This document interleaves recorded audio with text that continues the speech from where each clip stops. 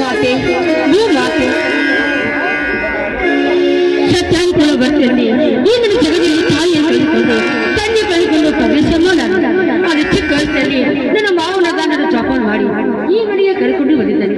ಅದಕ್ಕೆ ಅವರು 3 ಮಕ್ಕಳನ್ನು ನನ್ನ ಗಂಡನ ಕಣ್ಣಿಗೆ ಜೋಪಾನ ಮಾಡಿ ನಾಳೆ ಕೈ ಮುಗಿದು ಕೊಡ್ತೀನಿ.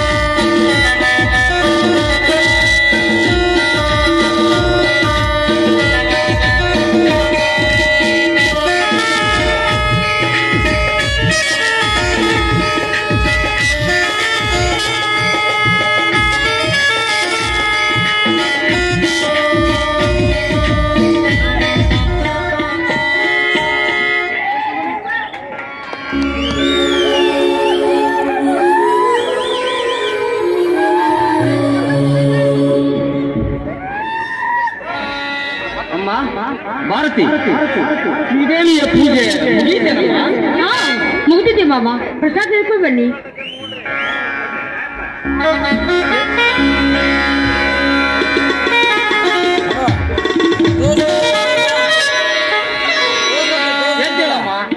ಆ ತಾಯಿ ನಿನ್ನನ್ನು ಸದಾ ಕಾಪಾಡಲಿ.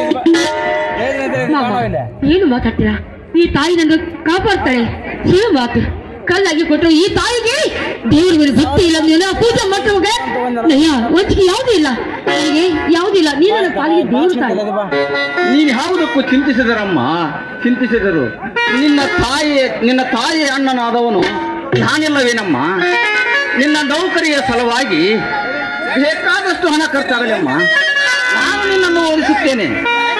ನಿಂದು ಓದುವಿಕೆ ಇದ್ದರೆ ನನ್ನ ಮುಂದೆ ಹೇಳಮ್ಮ. ಅದನ್ನು ಎಂದಿಗೂ ಬಚ್ಚಿಡಬೇಡ ತಾಯಿ, ಬಚ್ಚಿಡಬೇಡ. ಮಾಮ ನನ್ನ ಓದಿಗೆ ಸಾಕು ಮಾಮ. ಕೈಲಿ ಮುಂದೋಯ್ತಿರುವ ನಿನ್ನ ಮಕ್ಕಳನ್ನ ಶಿವಲಿಂಗ ಕಾಳಿಂಗರು ಓದಿಸಿ ಅವರು ದೊಡ್ಡ ಸ್ಥಾನ ಆಯ್ಕೆ ಮಾಡು. ಅದೇ ನನಗೆ ಭಾಗ್ಯ. ನೀನೆಂತ ವಾತ್ಸಲ್ಯ ಗುಣದವಳಮ್ಮ, ನೀನೆಂತ ವಾತ್ಸಲ್ಯ ಗುಣದವಳು. ನನ್ನ ತಂಗಿಯಲ್ಲಿ ಹೊಟ್ಟೆಯಲ್ಲಿ ಹುಟ್ಟಿ ಬಂದ ನೀನು ಭಾರತೀಯನಮ್ಮ, ಆ ದಿವ್ಯ ಭಾರತಿ. ಹಾ, ನೀನು ಇಚ್ಛೆದ್ದಾಗಲಿ ಮಾಮ. ಯಾಕಂದ್ರೆ ಈ ನಿನ್ನ ಮಾತಿಗೆ ಪ್ರಶ್ನೆಗೆ ನನ್ನ ಮಾತೇ ಏನು ಹೆಚ್ಚೆ. ನಿನ್ನ ಮಾತೇ ನನಗೆ ಹೆಚ್ಚೆ. ನೀನು ಮಾತು ನಡೆಸ್ಕೊಂಡ್ರೆ ಕರ್ತವ್ಯ ಮಾಮ. ನೀನು ನಿಂತಿದ್ದೆ ಅಂತ ಆಗಲಿ ಅಮ್ಮ, ನೀನು ನಿಂತಿದ್ದೆ ಅಂತ ಆಗಲಿ.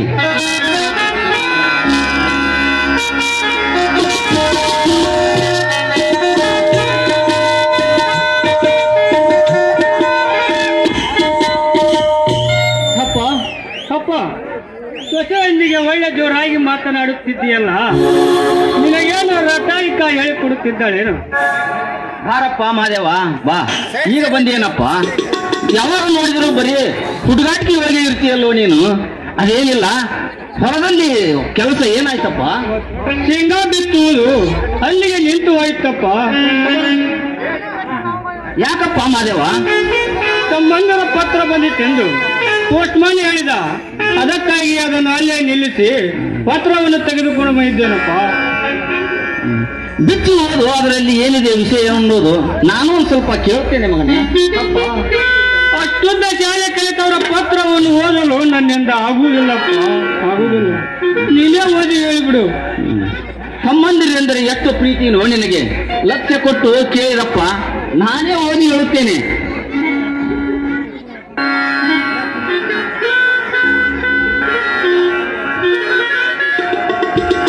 ಪೂಜ್ಯ ತಂದೆಯವರಿಗೆ ನಿಮ್ಮ 3ನೆಯ ಮಗನಾದ ಶಿವಲಿಂಗ ಮಾಡುವ ಶ್ರೇಷ್ಠಾಂಗ ನಮಸ್ಕಾರಗಳು. ತಮಗೆ ಬೆಂಗಳೂರಿನಿಂದ ತಿಳಿಸುವುದೇನೆಂದರೆ, ಅಣ್ಣನಾದ ಕಾಳಿಂಗ ಯಾವುದೇ ಇಂಟರ್ವ್ಯೂಗೆ ಹೋಗುತ್ತೇನೆಂದು ನನಗೆ ಹೇಳಿ ಇಂದಿಗೆ 1 ವಾರವಾಯಿತು. ಇಂದು ನಾಳೆ ಇಷ್ಟರಲ್ಲಿ ಮರಳಿ ಬರುತ್ತಾನೆ.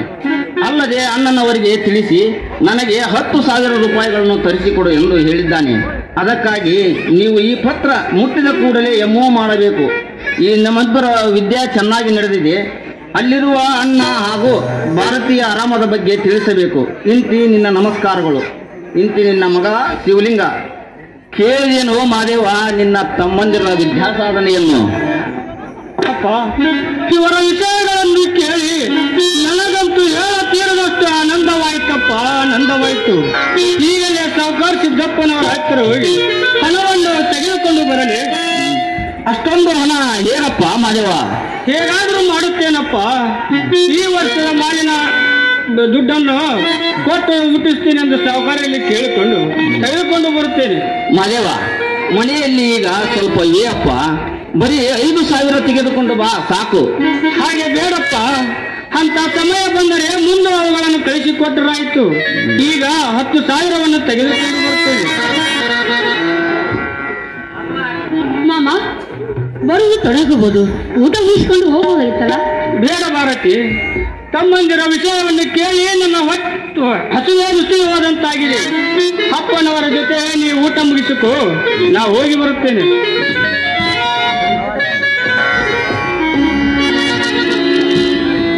ಕೇಳಿದೆ ನಮ್ಮ ಭಾರತಿ, ಕೇಳಿದೆ ಇವನ ಮಾತನ್ನು. ತಮ್ಮಂದಿರೆಂದರೆ ಎಷ್ಟು ಪ್ರೀತಿ ಇವನಿಗೆ. ಅವರು ವಿದ್ಯಾಸಾಗರದಲ್ಲಿ ಬೆರೆತಿದ್ದಾರೆ. ಅವರೊಂದಿಗೆ ಇವನು ದುಡಿದು ಸಣ್ಣಾಗಿ ಹೋಗಿದ್ದಾನೆ. ಅವರವರ ದೈವ ಯೋಗ ಇದ್ದಂತಾಗಲಿ. ನಾನಾದರೂ ಏನು ಮಾಡಲಮ್ಮ?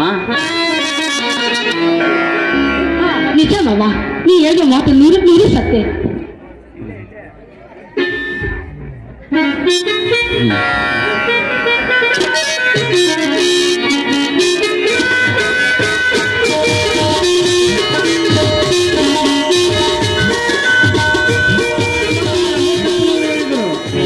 ಮತ್ತೆ ನಿನ್ನ ತಮ್ಮಂದರಿಗೆ ಹಣವನ್ನು ಕಳಿಸುವುದು ಹೇಗೋ ಮಹಾದೇವ?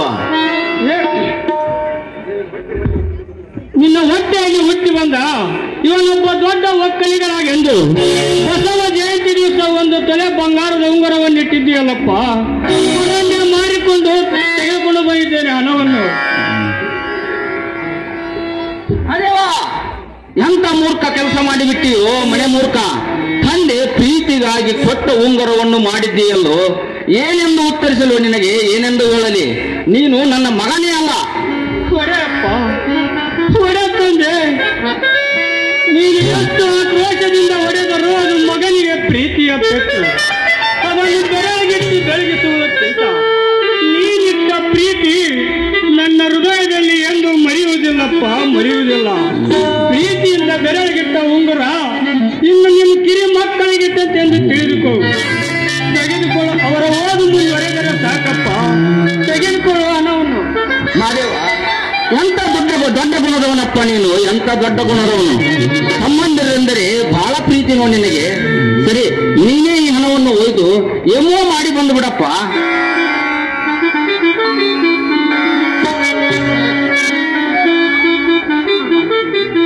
ಮಾಮ, ಏನಿದೆ ಮಾಮ ನಿನಗೆ? ಹೀಗೆ ಮಾತು ಹೆಂಗೆ ನೀನು?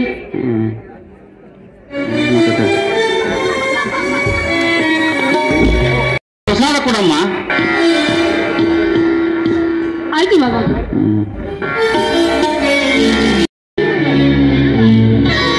ಹೇಳು ಭಾರತಿ, ಆ ತಾಯಿಯ ಕೃಪೆ ಸದಾ ನಿನ್ನ ಮೇಲಿರಲಿ. ನಡೆ ಮೊದಲು, ಈಗ ತುಂಬಾ ಹಸಿವಾಗಿದೆ.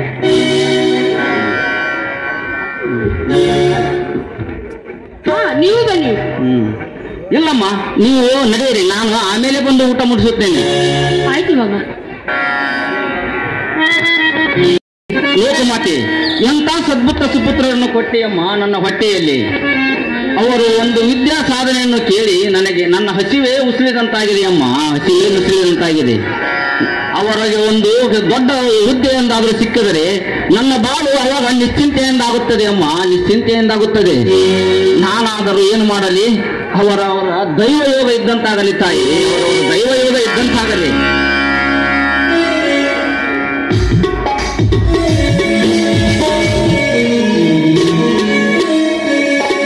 ಅದೇಕೋ ನನ್ನ ತಲೆ ತಿರುಗುತ್ತಿತ್ತಲ್ಲ, ತಲೆ ತಿರುಗುತ್ತಿದೆಯಲ್ಲ.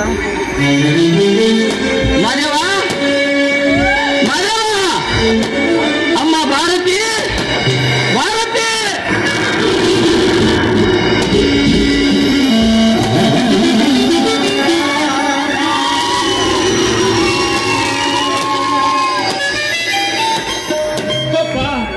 ಕಿರಣ ಹೀಗ್ಯಾಕೆ ಮಾಡುತ್ತೀರಿ?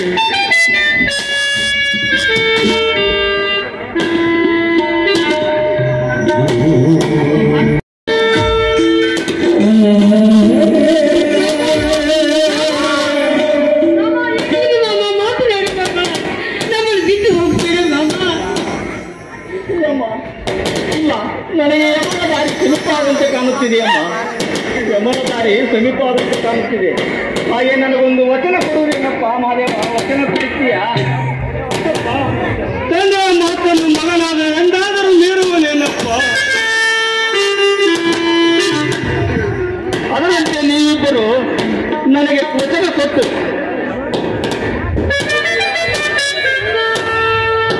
ನೀವಿಬ್ಬರು ಪ್ರತಿಪತಿಗಳಾಗಿ ಬಾಳಬೇಕು ಅನ್ನೋದೇ ನನ್ನ ಬೇಡಿಕೆ ಮಾದೇವ.